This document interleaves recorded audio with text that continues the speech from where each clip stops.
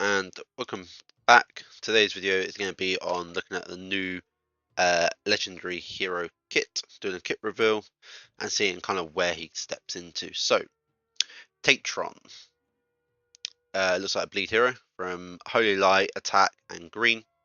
Deals 2 stages of 180% attack bleed damage to a single enemy that steals 20% of the target's attack, caps at 100% of Tatron's initial attack.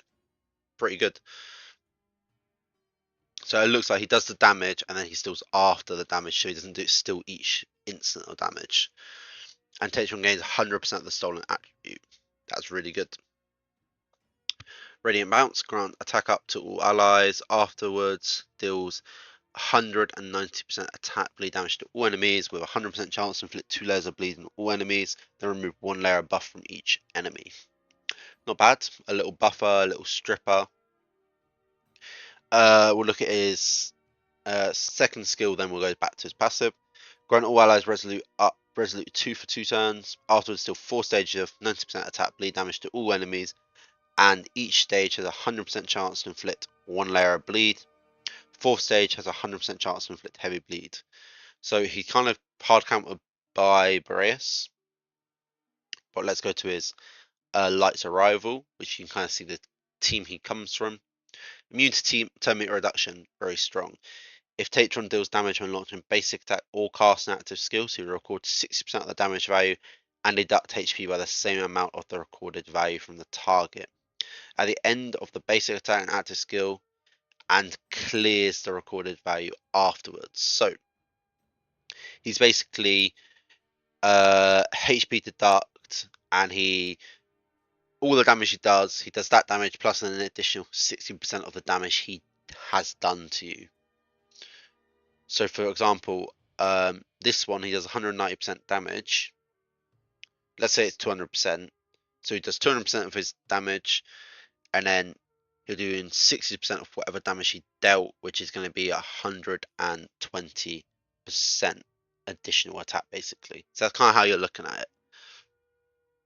Kind of, basically, you see the damage, just multiply the damage by 1.6, and that is kind of the overall damage he'll dealt to you.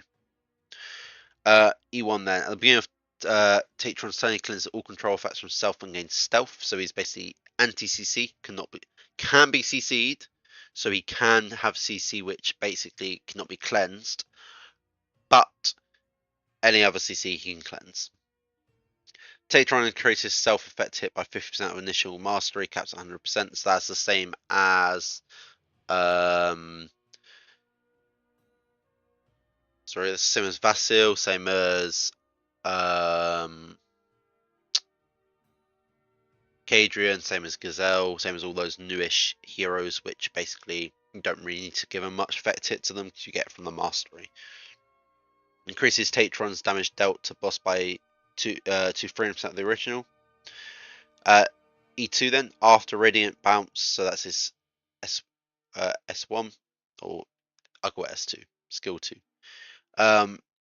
Bounce is cast at an extra turn after Radiant Whirl, deal damage, additionally triggers bleed effect up to once. So basically, Radiant Bounce, get another turn, you go into Radiant Whirl straight away. That's a lot of damage in a very short time.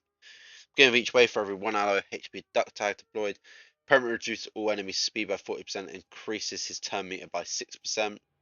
If 5 allies with the HP duck tag are deployed, damage dealt by Tatron will ignore damage immunity, and all allies, excluding himself, turn meter will be increased by 15%.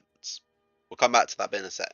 When an ally inflicts bleed, Tatron gains 1 layer of radiance, increased bleed damage dealt by 3%, up to 40 layers. This effect can be triggered up to 2 times in any turn. So he's kind of like got the same thing as Terrell. Instead of having the 200 speed and the minus 200% effect hit, it's 200 speed and he gains 30% turn meter and the team is 15%. However, his HP deduct, he's going to hit and fit into that team very nicely. You're going to have that team of team now will look probably like you're going to have Apsara and Hania Tatron, The fifth will be up for discussion. It will be between MJ. It probably will just be MJ actually now. So MJ. That'll be your fifth. You won't have Kalania in there, which is not HP deduct. What are you going to do at the start of the battle? You're going to reduce every enemy by 200 speed. Tatron's going to gain 30% turn meter from this. If you have a Max Stella on Apsara, he's going to another 20%. He's going to start the battle with 50% TM. Apsara is going to start the battle with 30% TM, plus 20% TM, plus 15% TM. She's going to start the battle with 65% TM. Everyone else is going to start the battle with 35% TM. This team is going to start the battle with a lot of turn meter, reducing the enemy speed by 200 off the bat. If you have your Fox, it's another 8%.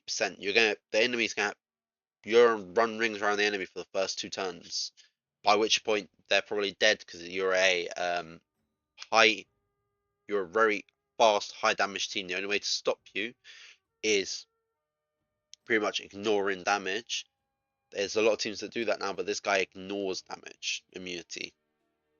So it's going to be interesting to see how it works. Very interesting.